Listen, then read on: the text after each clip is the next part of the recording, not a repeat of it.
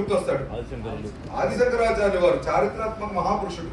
హిందువులను ఐక్యపరచడం కోసం చతురామునాయ పీఠాలు ఏర్పాటు చేసి 4 దిక్కుల్లో 4 పీఠాలు, బదరీలో బదరీ పీఠము, ద్వారకలో ద్వారకా పీఠము, పూరిలో పూరి పీఠము, దక్షిణంలో శృంగేరి పీఠము. ఈ 4 స్థాపించిన తర్వాత కూడా కంచిలో ఆయన మరొక ప్రధానమైన పీఠాన్ని ప్రారంభించారు, కంచి కామకోటి పీఠం. కాబట్టి ఈ దేశంలో దాన్ని ఏమంటారంటే 5 ఆ మూర్తుల్ని ఒకసారి ఉపాసన చేసుకునే విధానాన్ని ప్రవేశపెట్టారు. నీకు ఏ మూర్తి ఇష్టమైన శైవం వైష్ణవం భేదం లేకుండా ఉండడానికి నీకు ఇష్టమైన దైవాన్ని మధ్యలో పెట్టుకో. ఒకవైపు శివుడు, ఒకవైపు అమ్మవారు, ఒకవైపు విఘ్నేశ్వరుడు, ఒకవైపు సూర్యుడిని పెట్టుకో అని చెప్పి ఒక మంచి సిద్ధాంతాన్ని ప్రజల ముందు పెట్టి అద్వైత సిద్ధాంతాన్ని ప్రపంచం ముందుకు తీసుకొచ్చినటువంటి మహానుభావుడు ఆదిశంకరాచార్యులు. పరమేశ్వరుని యొక్క అవతారమే అయినా అటువంటి మహానుభావుడు ఆ రోజున పుట్టుల్లో పోతే ఈ దేశం మొత్తం కూడా హిందుత్వం నుంచి దూరం అయిపోయింది. బౌద్ధం పేరుతో ఏ విధమైనటువంటి శక్తిహీనులుగా తయారైపోయినటువంటి అహింస పేరుతో మన మీదకి ఎవరైనా పాటలు వచ్చి ఎదిరించలేని శక్తిహీనులుగా తయారైన సమాజాన్ని పౌరుషవంతంగా తయారు చేయడంలో కూడా ఈ పాత్ర ఉన్నది. అలాగే ఇక్కడ పుట్టిన ఒక నారాయణ గురు, ఆయన ఆ రోజుల్లోనే సంఘ సంస్కర్త, అన్నదాన కేంద్రాలు పెట్టి పిల్లలకు చదువులు పెట్టి ఆడవాళ్ళని మహిళా విద్యను ప్రోత్సహించడం కోసం ప్రయత్నం చేసిన మహానుభావుడు నారాయణ గురు పుట్టినటువంటి ప్రదేశం. అలాగే రవివర్మ అని ఒక మంచి చిత్రకారుడు అంటాడు. సినిమాలో ఆయన పేరుతో ఒక పాట ఉంటుంది, రవివర్మకే అందని ఒకే ఒక అందాని ఓ పాట ఉన్నారు. పెద్దలు వినుండ్రు, ఈ పెద్దలు వినుంటారు. కాబట్టి ఆ రవివర్మ ఈ రవివర్మ ఆయన పుట్టినటువంటి ప్రదేశం కూడా ఈ కేరళ ప్రాంతమే. ఇక్కడి నుంచి పక్కకు వస్తే ఈ తమిళనాడు. తమిళనాడు అంటే మీకు ముందు గుర్తొచ్చేది ఎవరు?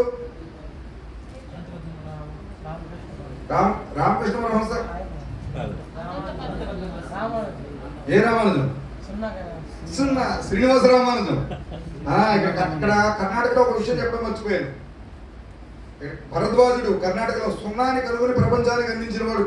గోడ శాస్త్రము, గ్రహణ శాస్త్రము, భూగోళానికి సంబంధించి అంకగణితము, బీజగణితము, వర్గమూలము వీటిని కనిపెట్టి ప్రపంచానికి అందించినటువంటి భరద్వాజుడు. ఆర్యభట్టుడు భాస్కరాచార్యుడు పుట్టినటువంటి ప్రదేశం. ఇక్కడి నుంచి ఇక్కడికి వస్తే తమిళనాడుకి వస్తే శ్రీనివాస రామానుజన్ గొప్ప గణిత శాస్త్రవేత్త. తన 16వ ఏటనే 6000 గణిత సమీకరణల్ని ఆయన వడగట్టాడు. వాటిని పరిశీలించాడు. ఈ కొత్తగా 120 గణిత సూత్రాలను ప్రవేశపెట్టాడు. అంత చిన్న వయసులో గణిత శాస్త్రవేత్త ప్రపంచంలో ఎవరు లేరు. ఒకసారి కారులో వెళ్తాడు ఫ్రెండ్తో, 1729 కారు నెంబర్. కారు స్లోగా వెళ్తోంది, ఇది డొక్కుగా ఎంత దూరం వెళ్ళడం లేదు అన్నాడు ఫ్రెండ్. అప్పుడు ఈయన అడిగాడు, కారు డొక్కేమో కానీ దాని నెంబర్ డొక్కు కాదు, అది 1729 దాని నెంబరు. 2 వర్గమూలాలుగా చూస్తే కనుక 10³ + 9³ = 1729, 12³ + 1³ = 1729. ఇలా 2 రకాలుగా చెప్పగలిగిన అతి చిన్న సంఖ్య 1729. అంత గొప్ప నెంబర్ ఉందయ్యా నీ కారుగా చెప్పాడు. చేతి వేళతో లెక్కేసి. కంప్యూటర్లు లేవు, సెలవులు లేవు, క్యాలిక్యులేటర్లు లేవు, ట్యాబులు లేవు, కానీ చేతి వేళతో లెక్కేసి చెప్పాడంటే ఎంత మహామేధావి ఉంటాడు. ఈ దేశం గుర్తించలా, బ్రిటిష్ వాళ్ళు గుర్తించి ఆయన మీ సినిమా తీశారు. కనీసం మీరు ఎవరైనా చూసారా సినిమా? అబ్బే మన పుష్ప 2 తగ్గేదే లేదు. కాబట్టి ఆ విధమైన శ్రీనివాస రామానుజన్ ఆయన కూడా ఇక్కడ పుట్టినవాడే. మరొకరు సివి రామన్. ఈయన గొప్ప భౌతిక శాస్త్రవేత్త. ఒక ద్రవ్యం గుండా కాంతి కిరణం ప్రయాణం చేసేటప్పుడు వచ్చే మార్పులు కనిపెట్టాడు. నోబెల్ బహుమతిని పొందాడు. దాన్ని రామన్ ఎఫెక్ట్ అంటారు. దాని మైక్రో విభాగాలు భౌతిక శాస్త్రంలో ఒక విభాగమే ఏర్పడింది ఆయన వల్ల. అటువంటి స్పెక్ట్రోస్కోపీ విభాగం అనేది ఈ విభాగం ఏర్పడడానికి కూడా కారణమైన వాడు సివి రామన్. కాబట్టి ఆయన రామన్ ఎఫెక్ట్ థియరీ ప్రపంచంలోనే ఒక గొప్ప థియరీ. అలాగే ఇక్కడ పుట్టినటువంటి మరొక మహానుభావుడు వీరపాండ్య కట్టబొమ్మ.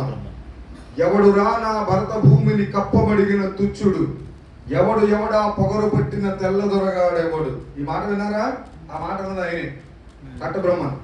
కాబట్టి కప్పం కట్టమని అడిగితే నీకు నేను కప్ప కట్టడం ఏంట్రా, ఈ భూమి నాది, నా భరతమాత సంతానం మేమందరం కూడా, నువ్వెక్కడి నుంచి వచ్చావు, నువ్వెవడకు పుట్టావు, నీకు నేను కప్ప కట్టడం ఏంటి అని చెప్పి నేను కట్టనని చెప్తే ఆయన ఉరి తీస్తే ఉరికమ్మ నేను ముద్దు పెట్టుకుని తీసుకోమని చెప్పాడు. అటువంటి వీరుడు పుట్టినటువంటి ప్రదేశం ఇది. మరొక మహానుభావుడు అబ్దుల్ కలాం. ఆయన గురించి